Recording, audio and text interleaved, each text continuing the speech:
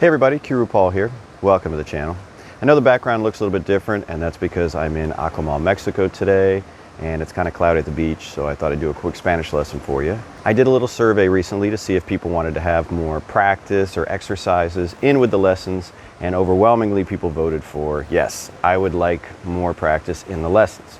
Well, I've already done a couple lessons that don't have, practice exercises in them. One of the ones that I did that I think is really important is on lo que.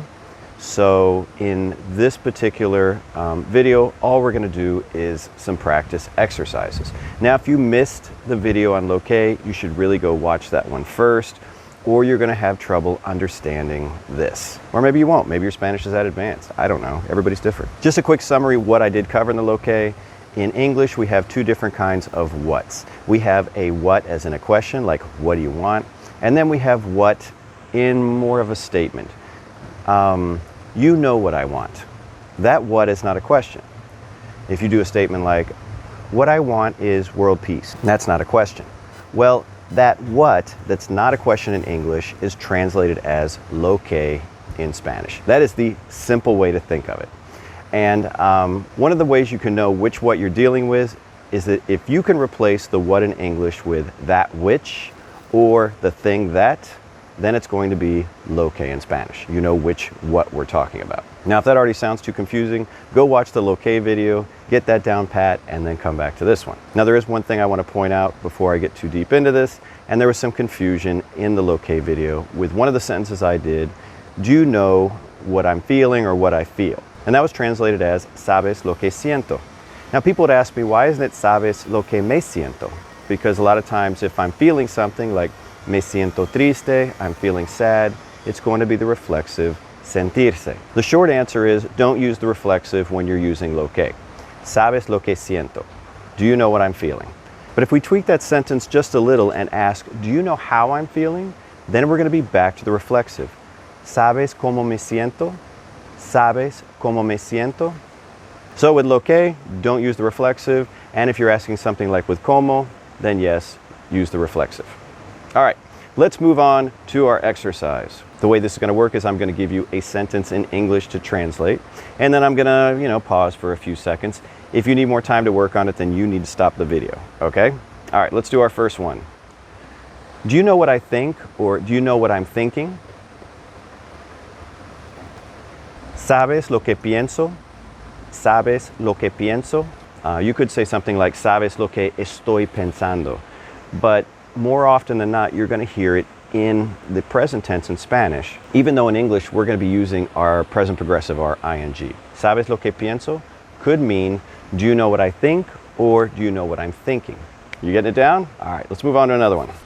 Do you know what you want to eat? Do you know what you want to eat? ¿Sabes lo que quieres comer? ¿Sabes lo que quieres comer? Now, you may have had something like ¿sabes lo que quieres de comer? Or something like that. The most important part is that lo que. All right, let's get away from the verb saber. Take a look at this one.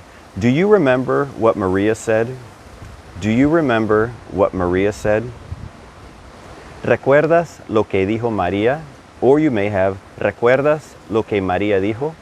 Now, in Spanish, you have a lot more flexibility with word order. In English, we like the subject, verb, object, right? SVO all the time. Well, in Spanish, you could have subject, verb, object like we do in English, but a lot of times you're going to have verb, subject, object, and sometimes you may even have verb, object, subject, but that one's not as common. So stick to subject, verb, object, or verb, subject, object. So you should have come up with ¿Recuerdas lo que dijo María? Or ¿Recuerdas lo que María dijo? Let's make that sentence just a little tougher. Do you remember what Maria said to Juan? Do you remember what Maria said to Juan? You're just going to be tweaking that just a little bit, but it will make it a little harder.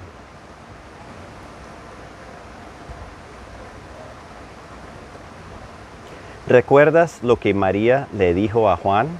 Or you may have ¿Recuerdas lo que le dijo María a Juan? So did you get either one of those? That's great. Now, did you leave off the le? Was that the mistake you made? That's a common mistake, and that's because English speakers often get confused with this redundant le. Because you'll have le, which is an indirect object pronoun referring to Juan. and Juan's mentioned in the sentence. So you're like, why would I have le and also mention Juan? Well, it's called the redundant le, and it's just the way it is in Spanish. I plan on doing another video just on the redundant le. So if you're interested in stuff like that, make sure you subscribe to the channel if you're not already a subscriber. All right, how about this one? Did you see what happened yesterday? Did you see what happened yesterday? Now there's some ways you could do this sentence without lo que, but obviously since the lesson's about lo que, let's use lo que.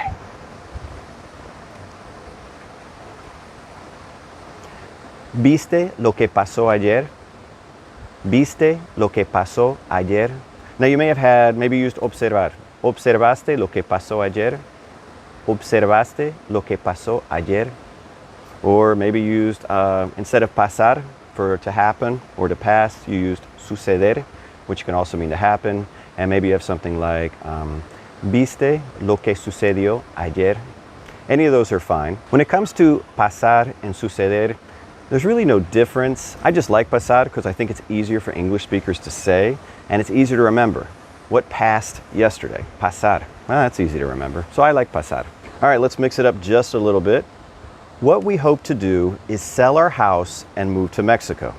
I know this one's longer, okay? I'm gonna say it again and maybe you want to pause it. What we hope to do is sell our house and move to Mexico.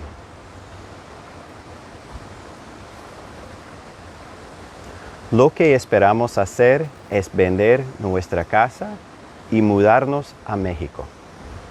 Lo que esperamos hacer es vender nuestra casa y mudarnos a México.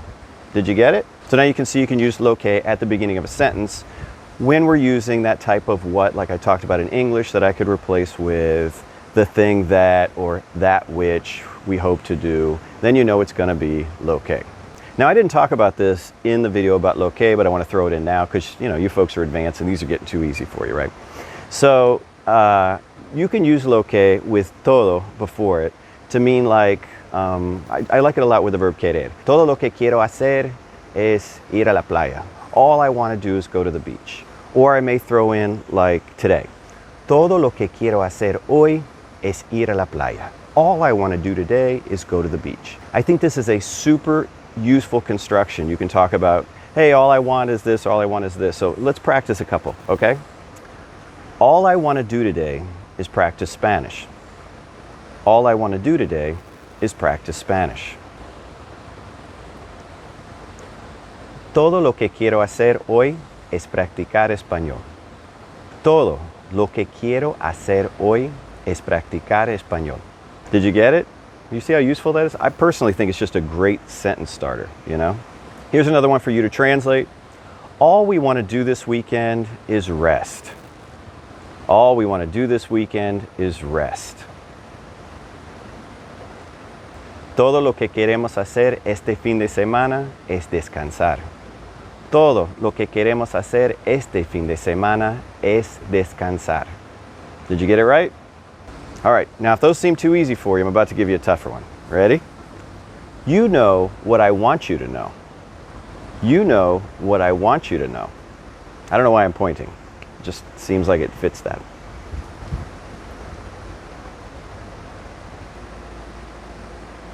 Sabes lo que quiero que sepas. Sabes lo que quiero que sepas. Did you get it? There was a lot going on in there, okay? So you have our regular part we know to begin. Sabes lo que quiero. Do you know what I want, right? But then we have that que and sepas. Now if sepas look completely like, I don't even know what that word is, then chances are you're not up on the subjunctive. Now the subjunctive I think is the keystone to mastering Spanish, and I have some videos dedicated to it. In fact, I have one that teaches that very construction, that querer plus que plus subjunctive. So if you haven't seen that video, you should go watch that and you'll understand this construction then. And this is an example of how when I do these videos and teach you a construction, it's not an isolated construction. You know, they're meant to all go together. It's like you're building something with Legos or something. You just kind of pop these little phrases together, and this is a great example. Sabes lo que quiero que sepas. Okay, this one follows that same format. And again, if you're not up on the subjunctive, you're probably not going to get this one. Here we go. Do you know what Juan wants you to do tomorrow? Do you know what Juan wants you to do tomorrow?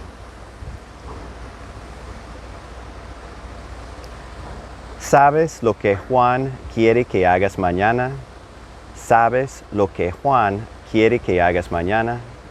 Did you get that one right? If you got that one right, I don't even know if you need my lessons because you were sharp. I mean real sharp. You could probably just start your own YouTube channel and start teaching your own lessons. That kind of sharp. Well, I hope you found the video useful. If you like little practice exercises like this, just give me a thumbs up or let me know in the comments. Either one of those work. And until next time, hasta luego.